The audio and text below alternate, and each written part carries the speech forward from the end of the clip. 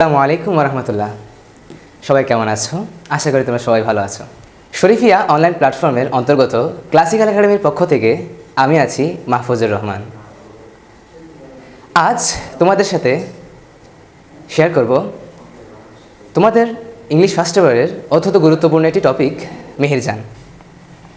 মেহেরজান এই টপিকটি বিগত কয়েক বছর বারংবার বিভিন্ন বোর্ডের মধ্যে কিন্তু এসেছে, তাই বলা যায় এটি কিন্তু খুবই গুরুত্বপূর্ণ একটি টপিক। আচ্ছা, আজ আমরা প্রথম পার্টের মধ্যে ইংলিশ ফার্স্ট পেপারের ইউনিট 2 ক্লাইমেট চেঞ্জের lesson 1 the grit of mighty rivers এই প্যাসেজটা পড়ব। প্রথমে মাথায় রাখতে হবে প্যাসেজ থেকে সিন আসবে। তো সিন থেকে দুই ধরনের প্রশ্ন আসে, একটা হচ্ছে এমসিকিউ, একটা হচ্ছে শর্ট কোয়েশ্চেন। আচ্ছা, এমসিকিউ এবং শর্ট কোয়েশ্চেনের যথাযথ উত্তর করার জন্য তোমাদের প্রয়োজন হবে প্রত্যেকটা শব্দের ভালোভাবে অর্থ জানা এবং প্রত্যেকটা শব্দ বিশ্লেষণ করে পাঠটি শেষ করা। তাই আজ আমরা এই lesson 1 the grit of the mighty rivers এই লেসনটার সম্পূর্ণ প্রত্যেকটি শব্দ ধরে বিশ্লেষণ করে আজকে আমরা পাঠটি শেষ করব। চলো কথা না বাড়িয়ে মূল পড়ায় চলে যাই। সবাই ইউনিট 2 ক্লাইমেট চেঞ্জের lesson 1 the grit of the mighty rivers এই প্যাসেজের মধ্যে আসো। Lesson 1, Part 1, The Greed of the Mighty Rivers. The greed, লোভ, of the mighty rivers, শক্তিশালী নদীসমূহের লোভ। লোভ কেন বলা হয়েছে? সম্পূর্ণ যখন প্যাসেজটি পড়া হবে তখন আমরা বুঝতে পারবো কেন মূলত শক্তিশালী নদীরা লোভ করে। আচ্ছা, এ number, read the following text. নিচে লেখাটি পড়ো এবং অ্যান্সার উত্তর করো দ্য কোয়েশ্চেন্স প্রশ্নগুলোর। প্যাসেজটি শেষ করার পরে পৃষ্ঠা দেখবে কিছু প্রশ্ন রয়েছে, ওগুলোর উত্তর করতে বলা হয়েছে। মেহেরজান লিভস বসবাস করে। এখন আসো, লিভ এর বদলে লিভস কেন বলা হয়েছে? লিভ অর্থ বসবাস করা। এখন খেয়াল করো, প্রেজেন্ট ইনডিফিনিট টেন্স, যেহেতু সেন্টেন্সটা হচ্ছে প্রেজেন্ট ইনডিফিনিট টেন্সের মধ্যে সাবজেক্টটা যদি থার্ড পারসন সিঙ্গুলার নাম্বার হয় তাহলে ভার্বের সাথে এস বাই এস যুক্ত হবে। বুঝতে পারছো? তাই এখানে মেহেরজান লিভস বলা হয়েছে। আচ্ছা, মেহেরজান বসবাস করে ইন ইসলাম, একটি বস্তিতে। আচ্ছা, ইসলাম একটু বিশ্লেষণ করি। ইসলাম মানে কি? অ্যালো কোয়ালিটি ডার্টি প্লেস, একটি নিম্নমানের অপরিষ্কার স্থান কে বলা হচ্ছে? ইসলাম। আচ্ছা, মেহেরজান বসবাস করে ইন ইসলাম, একটি বস্তিতে। এখন দেখো, ইনটা হচ্ছে প্রিপোজিশন। ইনটা কোথায় বসে? ইনটা বসে হচ্ছে ছোটো ছোটো যেসব স্থান আছে ওই স্থানের পূর্বে কী বসে? ইন বসে। আচ্ছা, যেহেতু বস্তি একটা ছোটো এলাকা তাই এটার আগে ইন বসানো হয়েছে। মেহেরজান বসবাস করে ইন ইসলাম, একটি বস্তিতে। On the Sirajganj town, Sirajganj শহরের। প্রোটেকশন, আসো, প্রোটেক্ট শব্দের অর্থ হচ্ছে রক্ষা করা, এটা একটি ভার্ব। অ্যান্ড প্রোটেকশন শব্দের অর্থ হচ্ছে রক্ষা, এটা একটি নাউন। ওকে, প্রোটেকশন রক্ষা, এমব্যাঙ্কমেন্ট বাঁধ, অর্থাৎ সিরাজগঞ্জ শহরের রক্ষা বাঁধ। পুরো অর্থ করি, Meherjaan lives in Islam on the Sirajganj town protection embankment. Meherjaan বসবাস করে একটি বস্তিতে যেটি অবস্থিত সিরাজগঞ্জ শহরের রক্ষাবাদের পাশে, রক্ষাবাদে। দ্য উইসপারিং ওয়াইন্ড, ফিস করা বাতাস। ফ্রম দ্য রিভার, নদী থেকে, যমুনা নদী থেকে আগত ফিস করে বাতাস। মেক্স, তৈরি করে, দ্য ফায়ার, আগুনকে, আনস্টিডি, অস্থির। স্টিডি শব্দের অর্থ হচ্ছে স্থির আর আনস্টিডি শব্দের অর্থ অস্থির। বোঝা গিয়েছে? তাহলে বলা হচ্ছে the whispering wind from the river Jamuna makes the fire unsteady. Jamuna নদী থেকে আসা ফিস করে বাতাস আগুনকে কী করে তুলছে? অস্থির করে তুলছে।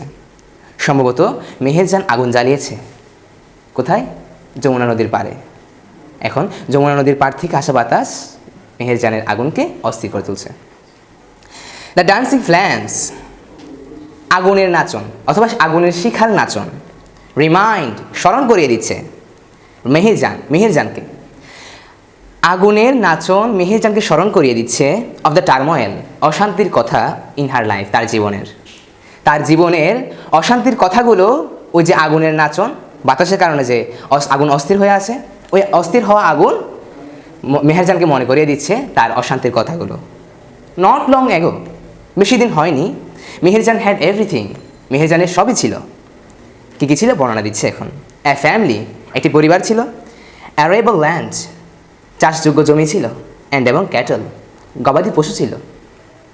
মেহেরজানের ফ্যামিলি ছিল, পরিবার ছিল, অ্যারেবল ল্যান্ড, চাষযোগ্য জমি ছিল, অ্যান্ড ক্যাটল, গবাদি পশু ছিল।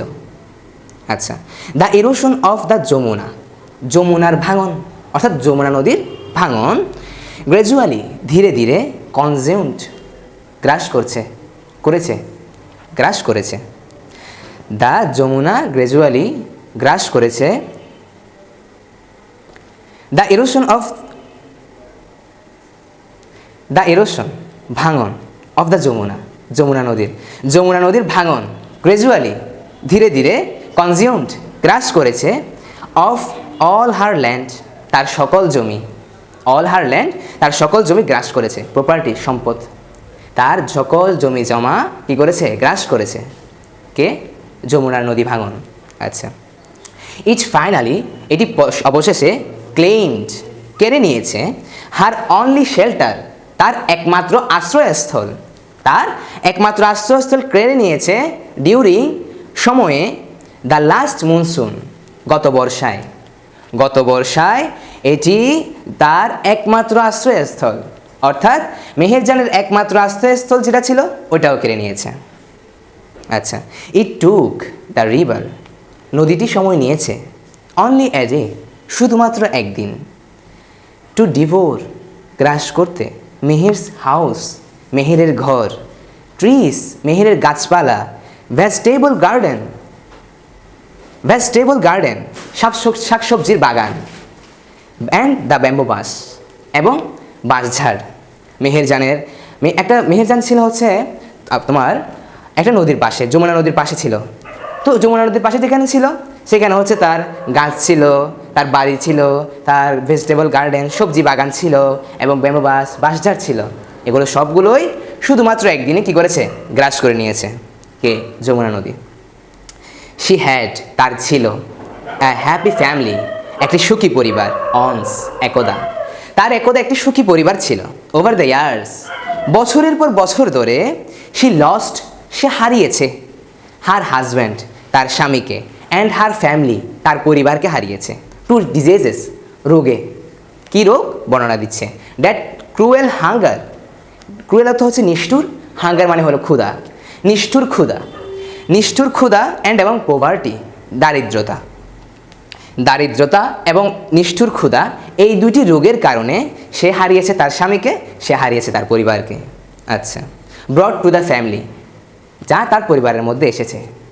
এই নিষ্ঠুর ক্ষুধা এবং এই দারিদ্রতা তার পরিবারের মধ্যে রোগ নিয়ে এসেছে, আর এই রোগের কারণেই মেহেরজান তার স্বামী এবং তার পরিবারকে হারিয়েছে। বোঝা গিয়েছে আশা করি। নাও বর্তমানে, she is the only one তিনি হচ্ছেন একমাত্র ব্যক্তি, লেফট টু লিভ যিনি এখনও বেঁচে আছেন। অর্থাৎ তার পরিবারের মধ্যে যত সদস্য ছিল তারা সকলেই কী হয়েছে? গত হয়েছে। শুধুমাত্র তার পরিবারের মধ্যে তিনি একমাত্র ব্যক্তি যিনি এখনও কী আছেন? বেঁচে আছেন। লিভ অন বেঁচে আছেন, উইথ দ্য লস ক্ষতির সাথে, দিন দিন তার ক্ষতি হচ্ছে, অ্যান্ড দ্য পেইন এবং দুঃখের সাথে, কষ্টের সাথে, ক্ষতি এবং কষ্টের সাথে সে এখনও বেঁচে আছে। দ্য গ্রিডি যমুনা লোভী যমুনা, হ্যাজ শ্যাটার্ড টুকরো টুকরো করে দিয়েছে, ভেঙে দিয়েছে, হার ড্রিমস তার স্বপ্ন, অ্যান্ড হ্যাপিনেস তার সুখ। লোভী যমুনা তার সুখ এবং তার স্বপ্নকে ভেঙে চুরমার করে দিয়েছে। দেয়ার আর থাউজেন্ড আদার্স আরও হাজার হাজার অনেকেই, ওয়েটিং টু শেয়ার বর্ণনা করার জন্য অপেক্ষা করছে, দ্য সেম ফ্যাট একই দুর্ভাগ্য, লাইক মেহেরজান। লাইক অর্থ এখানে মতো নিব আমরা, লাইক অর্থ পছন্দ করা, আবার লাইক অর্থ মতও হয়, তা আমরা এখানে নিব মতো। ওকে, বলা হচ্ছে দেয়ার আর থাউজেন্ড আদার্স আরও হাজার হাজার অনেকেই রয়েছে, ওয়েটিং যারা অপেক্ষা করছে, টু শেয়ার বর্ণনা করতে, দ্য সেম ফেট মেহেরজানের যে এত কিছু হারিয়েছে নদী ভাঙনের কারণে, এরকম আরও হাজার হাজার মানুষের হারিয়েছে, আরও হাজার হাজার মানুষ তাদের ফ্যামিলি হারিয়েছে নদী ভাঙনের কারণে।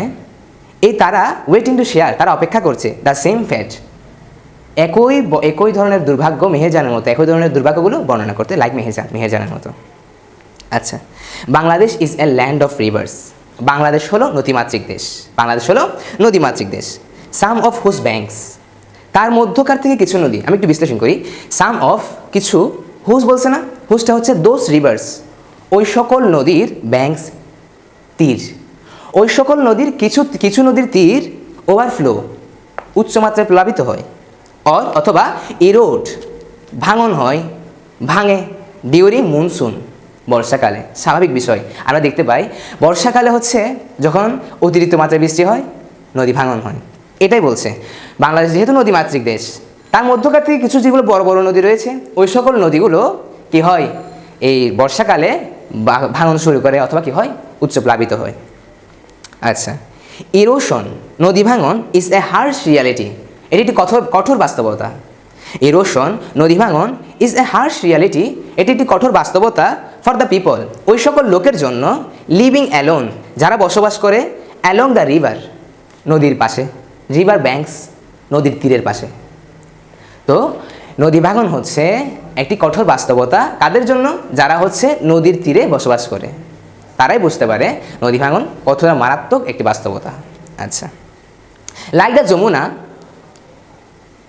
একটা লাইন মার গেছে, ডিউরিং ইচ মনসুন, প্রত্যেক বর্ষাকালেই মেনি মোর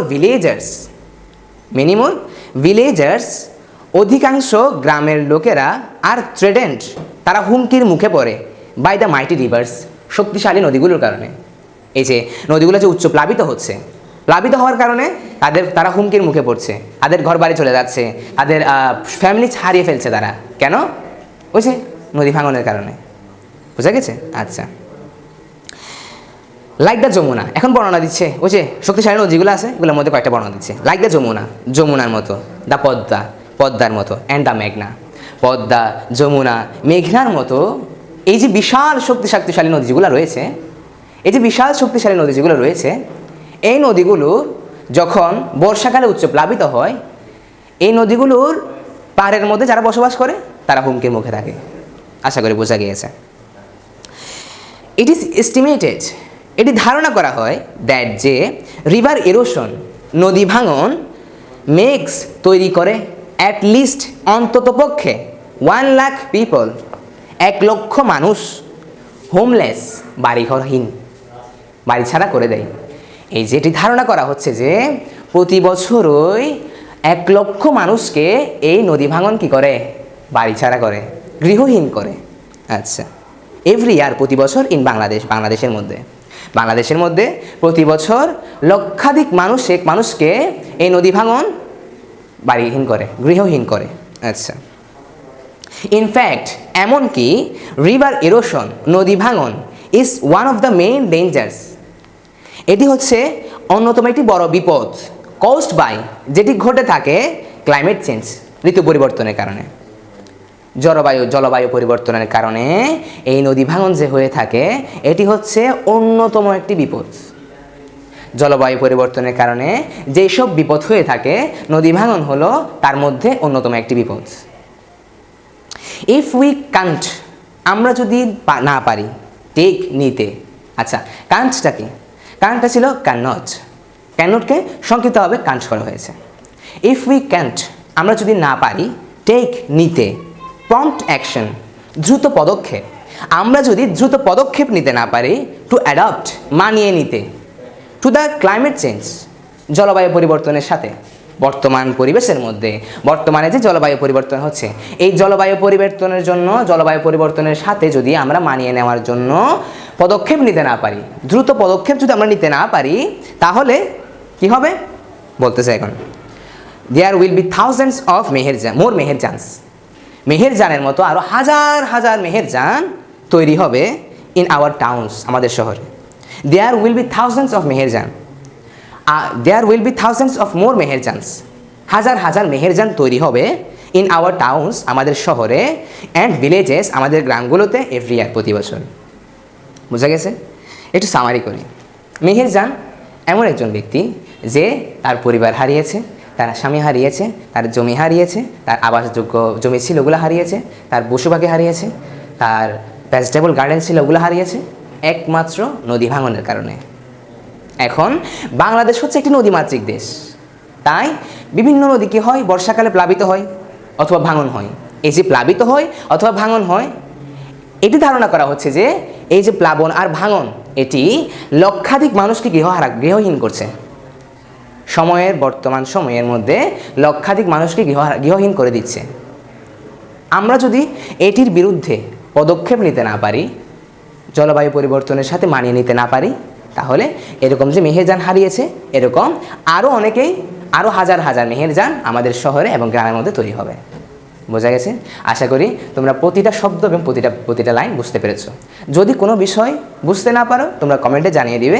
আমরা নেক্সট ক্লাসের মধ্যে তোমাদের কমেন্টগুলো দেখে প্রশ্নগুলো পড়ে আমরা উত্তর দেওয়ার চেষ্টা করব। আর আমরা নেক্সট ক্লাসের মধ্যে কী পড়বো? নেক্সট ক্লাসে হচ্ছে আমরা আজকে প্যাসেজটা পড়লাম, প্যাসেজটা সম্পর্কে, প্যাসেজটা রিলেটেড দুটো বিষয় আসবে, একটা হচ্ছে শর্ট কোয়েশ্চেন, একটা হচ্ছে এমসিকিউ। এই যে কিছু গুরুত্বপূর্ণ, সবচেয়ে বেশি গুরুত্বপূর্ণ যেগুলো বারবার বোর্ডে এসেছে, এই ধরনের কিছু এমসিকিউ আমরা নেক্সট ক্লাসে সলভ করবো এবং শর্ট কোয়েশ্চেনগুলো সলভ করবো। প্রিয় শিক্ষার্থীরা, এতক্ষণ আমি ছিলাম তোমাদের সাথে মোহাম্মদ মাহফুজুর রহমান। আজকের এই লেসনটি যদি তোমাদের ভালো লেগে থাকে তাহলে তোমরা তোমাদের ফ্রেন্ডদেরকে এটি শেয়ার করে দিবে। এই আশা ব্যক্ত করে আমি মাহফুজুর রহমান আজকে তোমাদের কাছ থেকে বিদায় নিচ্ছি। আসসালামু আলাইকুম।